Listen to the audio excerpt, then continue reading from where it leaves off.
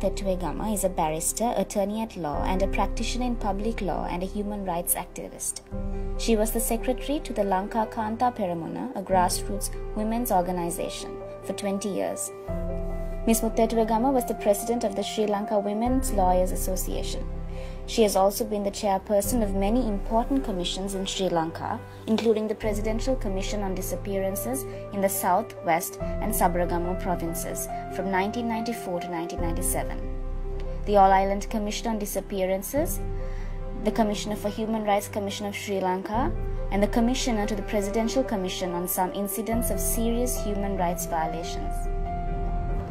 She was also the chairperson of the Consultation Task Force on Reconciliation Mechanisms in 2015 and the founding member of the Friday Forum. Ms. Muttetuwegama has dedicated a majority of her life to the cause of reconciliation and human rights.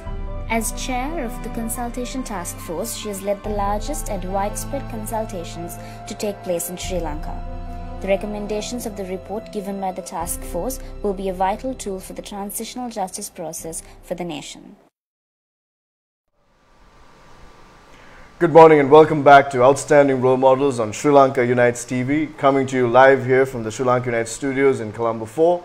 Thank you for joining us. It's an absolutely inspiring day for us to meet with some of Sri Lanka's greatest civil society leaders who've not just lived lives that have benefited many Sri Lankans, but continue to inspire a next generation to take their rightful place in ensuring that our nation lives up to our potential, and a nation that is truly respectful of the rights of all our citizens and builds a country that we can all be proud of. So having said that, it is my absolute privilege and honor to have Mrs. Manouri Muttetuwegama, who is a human rights activist, a leading civil society individual for many, many years, for decades, here at our studios, speaking to us live. Mrs. Manouri, thank you so much for being here and welcome to our studios. Thank you, Prashant, for the invitation, which I very much value, and as you are giving me the opportunity to speak and contact the young people, both of my country and so many other countries. They are the hope of our future. They are the ones who will build up on our efforts. Yeah. And I gain courage and inspiration from you and from them. Thank you. Thank you. So we're standing on the shoulders of great work done by your generation, especially specifically today we're talking about you and your efforts. And thank you for taking the time to discuss. And before we get into a lot of other stuff, I'd like to begin with the origins of your story. You know, how did your life begin? What was your schooling background like? What was Manouri at a very young age like? So that our young people can relate to you. Very secure in a happy family context. Very much interested in the world around me. Helped through a very traumatizing experience of my father, whom I adored, when I was only 3 years old, being taken away by the British and detained with no trial, nothing. He stood up in courts, they came for him, he told them, stay outside till I finish my case, and then went to prison, and from there they escaped to India and all the rest of it. He has very much influenced me. My father was a brilliant lawyer, accepted as being one of the best of Sri Lanka. He was also completely without conflict in his life. He abided by his values, his beliefs, and that is, I think, the biggest heritage anybody can give their children. And I try, in my own humble way, to follow that. So I would say him, and my mother, who was so brave and courageous, who brought us up in a very Sri Lankan context. We came from a family that observed the Buddhist religion. I went to Visakha Vidyalaya, a Buddhist, it was a private school at that time. But always with the sense of the world, and not of caste, of religion, of anything narrowing my perspective of the world. I was very fortunate. Looking back, I realized it not then. My principal, who was herself, Mrs. Pulimud, a practicing Syrian Christian from Kerala. But she took every effort to give to us, to expose to us the best in Buddhism, which is, as you know, a religion of universality. May all beings be happy. May all beings be free of sorrow. That is what the Buddha tells. That's our main prayer. Not let the Sinhalese, not let my family, not let such and such, but all beings, child, over and above humans even.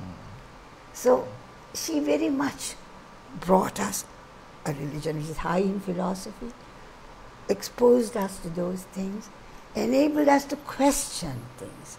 That is, I think, a heritage, a right that all young people must be given. They must be able to question. Dogma should not be part of their experience. In fact, it worries me that the best of Buddhist culture and the best, therefore, of Sinhala upbringing is now being mispresented as dogma. It should not be. Everybody must question it and be able to accept what is best in it with honesty, with integrity, as we say, and responsibility. Extremely well said, and very timely words of wisdom to our country currently. At this moment, I'd like to quickly switch to our Sinhalese audience as well, because I feel මේ අවස්ථාවේදී අපි ආදර්ශමත් චරිත සමරන මොහොතේ එක්ම ලංකා වසර 10ක් සමරන අවස්ථාවේදී ලංකාවේ civil සමාජ සේවකයන් 10 දෙනෙක් තෝරගෙන ඔවුන් ලංකාවට කරා වූ සේවය අගය කිරීමක් කළා. ඒ අවස්ථාවේදී මනෝරි මුත්තේටුවේගම මහත්මියත් අපි තෝරගත්තා ඒගේ විශිෂ්ට සේවයට.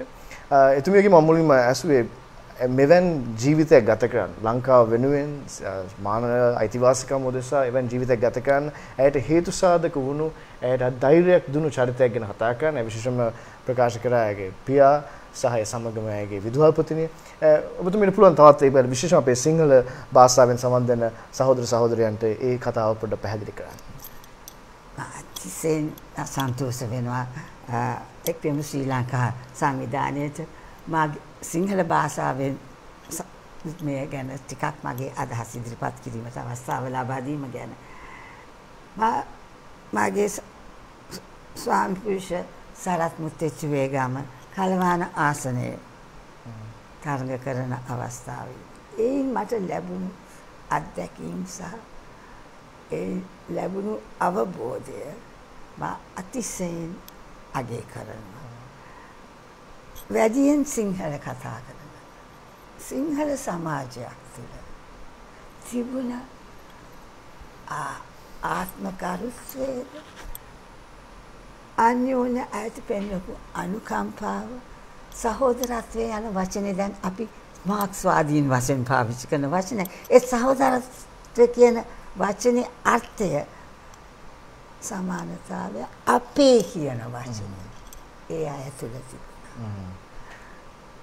ඒ අය ගිහිල්ලා මගේ සිංහල භාෂාවේ දැනුම ඉංග්‍රීසි භාෂාවේ දැනුමට කිසිසේත් එක සමාන නැහැ.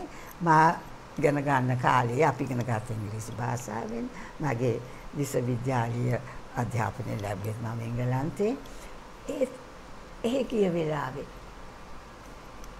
මොකක් හරි කතා කරනකොට මම වචන මාලාවකින් එක වචනෙන් කියන්න පුළුවන් දෙයක් කියන්න බලනකොට වචනයක් නැති වුණා. එතන ඉන්නේ ඒ ලෙවල් කරපු දරුවෙක් නැත්නම් උපාධිධාරියෙක් මට වචනේ දෙයි. ඉතින් අපි එකට ගිය කතාව එකට අදහසක් ඉදිරියට ව්‍යාප්ත කරපු විදියට ඒක මට ලොකුම ශක්තියක් ලොකුම අත්දැකීමක්.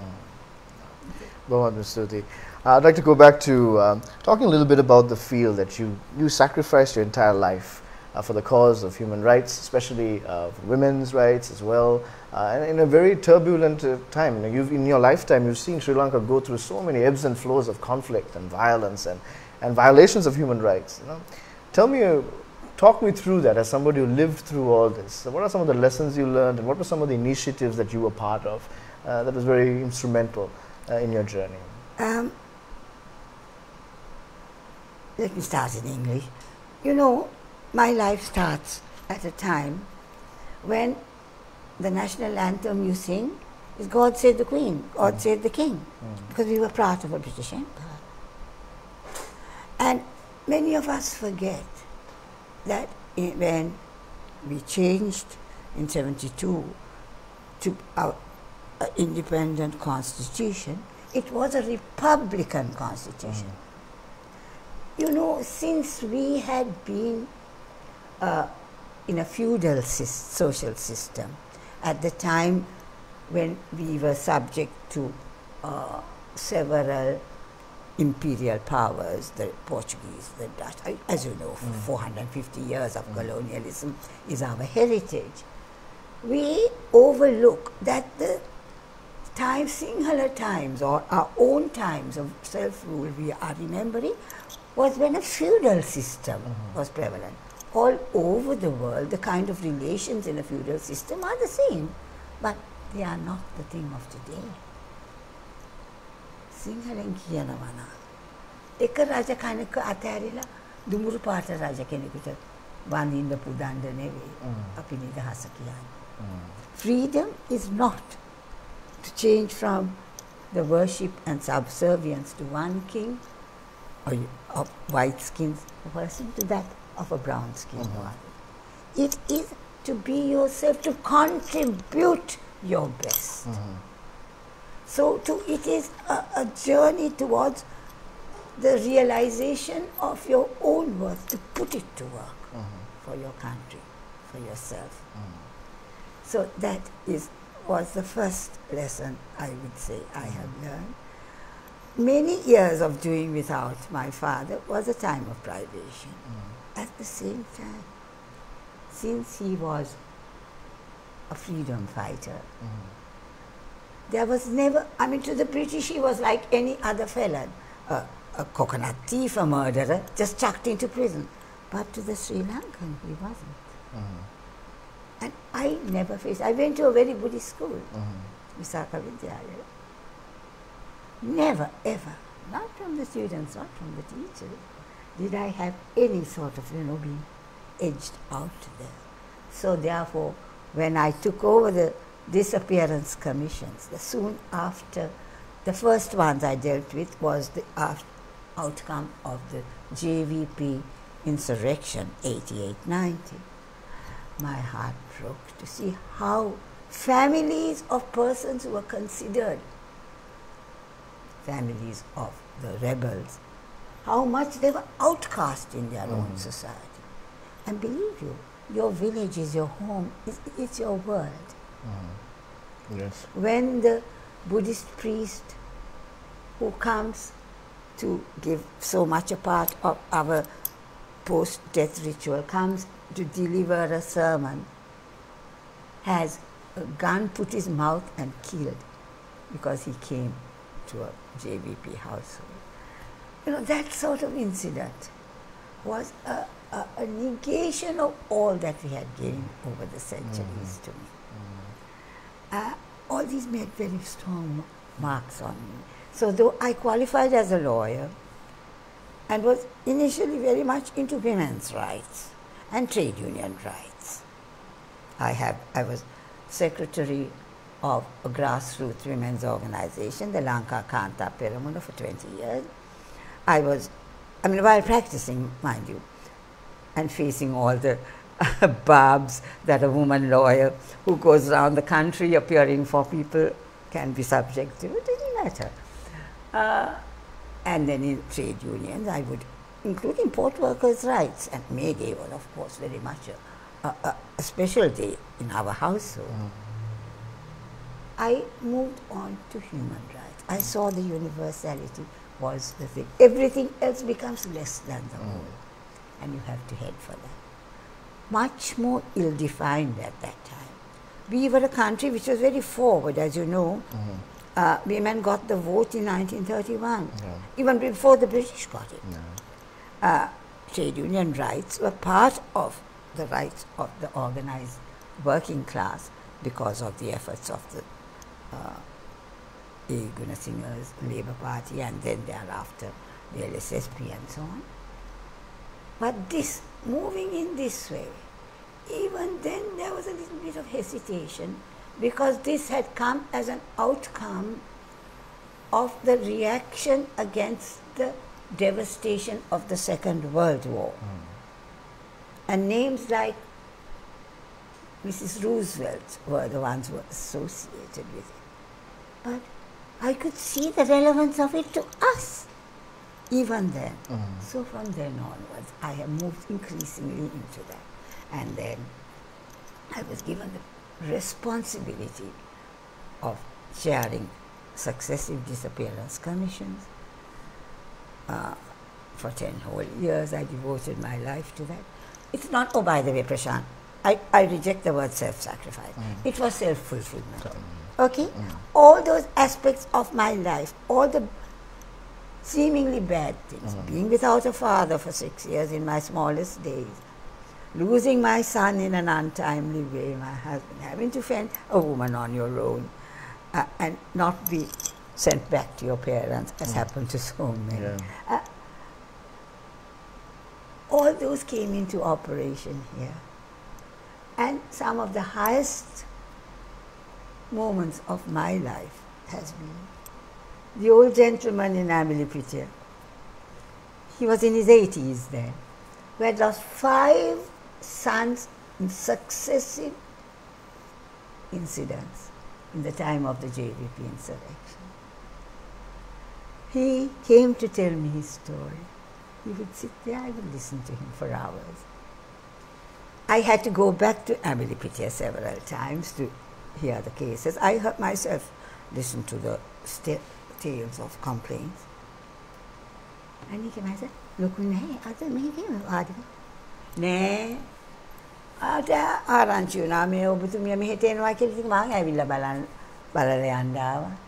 is one of the loveliest. He had accepted me as part of his family. I was one of his. It's one of a crowning moment. Down south in the Muttetuwegama district, where the disappearances were so rife, nobody realizes it. They would be talking, "Ada nati vecha lamai soena nona." Well, I think that is more than any honorific that any state can give me. Lamai soena. Extremely inspiring, and it's just the magnitude of the work and the many years. As Sri Lanka went through turbulent times, you have been there serving in some way, shape or form, from the freedom struggle through the insurrection during JVP, and even now in post-war Sri Lanka.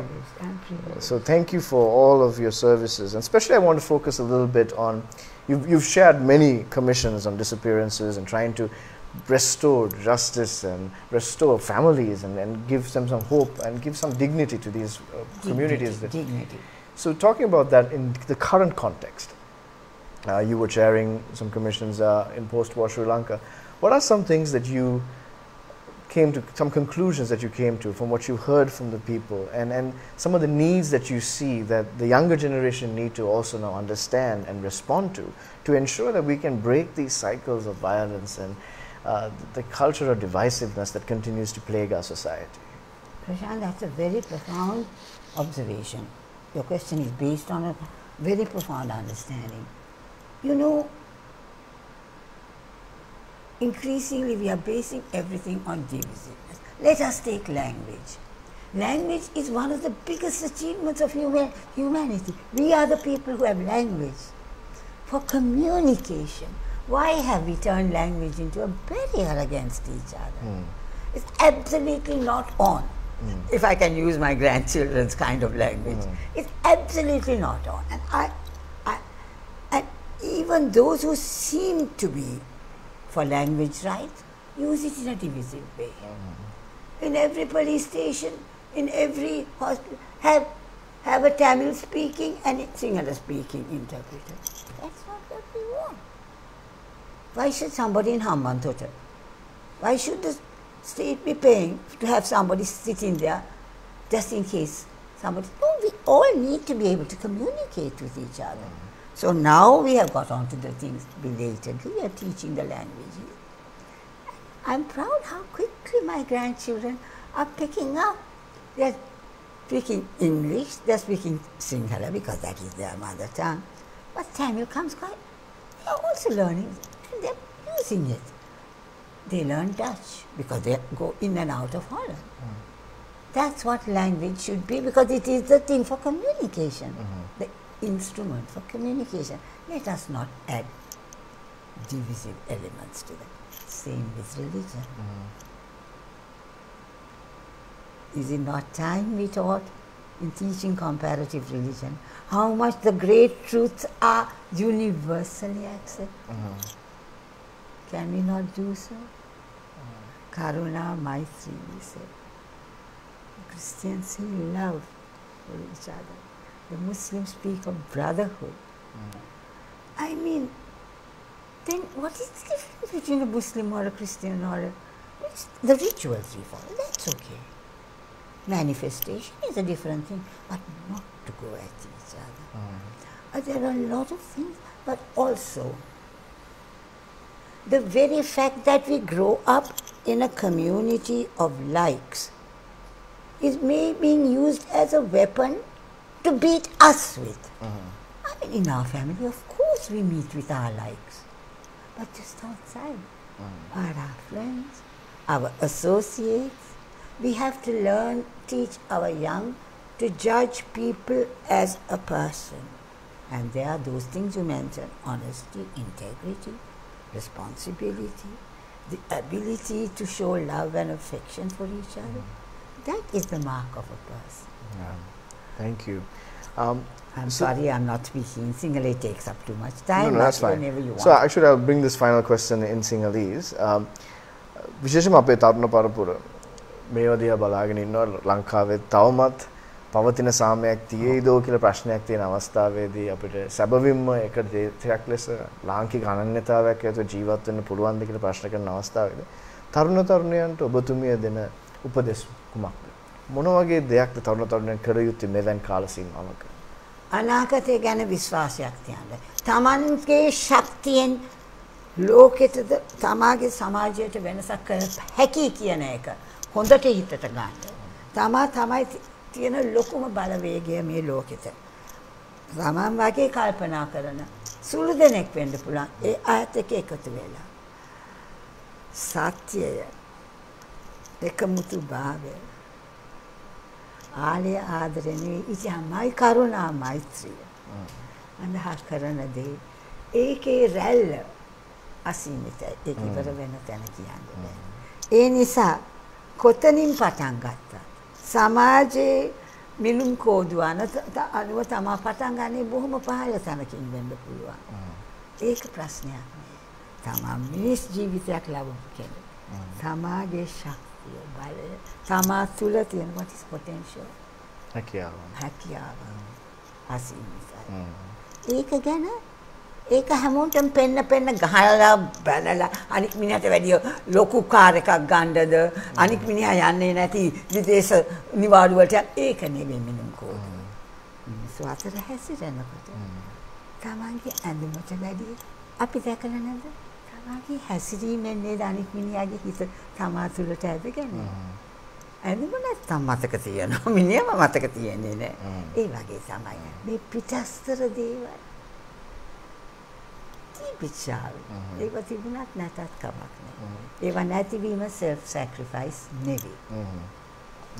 බොහොම ස්තුතියි ඔබතුමීගේ මම තව එක ප්‍රශ්නයක් අසන්න කැමතියි විශේෂයෙන්ම ලංකාවේ දැන් පවතින එක අර්බුදයක් නම් ආගම් අතර කෝලහල ඇති වෙන්න ඒක ඇවිසීමක් තියෙනවා. හැම තැනම මට ඒක තමයි මුලින්ම පේන්නේ. මේ එකට හිටපු වෙනත් ආගමික අය එකට ජීවත් සිටි ඒගොල්ලන් ඒ අද සුපුරුදු ලෙස ඒගොල්ලන්ගේ කටයුතු කරනවා මේ ආයතන එක සමාජයක් තුල එක පාට මෙන්න පටන් ගන්නවා මේක කඩන්න කඩපු දේ ආයිමත් එකතු කිරීමේ තියෙන විශේෂයෙන් මිනිස් සම්බන්ධය මිනිස් අන්‍යෝන්‍ය විශ්වාසය ඇති කිරීමේ තියෙන අමාරු අපි දන්නවා නේද? ඉතින් මේක පාවිච්චි කරන අය හෙලා දකින්න ඕනේ. හෙලා දකින්න ඕනේ. නැත්තම් අපි කොහොමද ලෝකයා ඉදිරිපත් දියුණු වෙන දේ තැනකට අපි යන්නේ කොහොමද මෙතන තාම මේ ඇන කොටා ගන්නවා. අපි කාක්කොරලක්ද? අර නරක් වෙච්ච මස් කෑල්ලකට රණ්ඩු කරන. මොකන්ද මේ?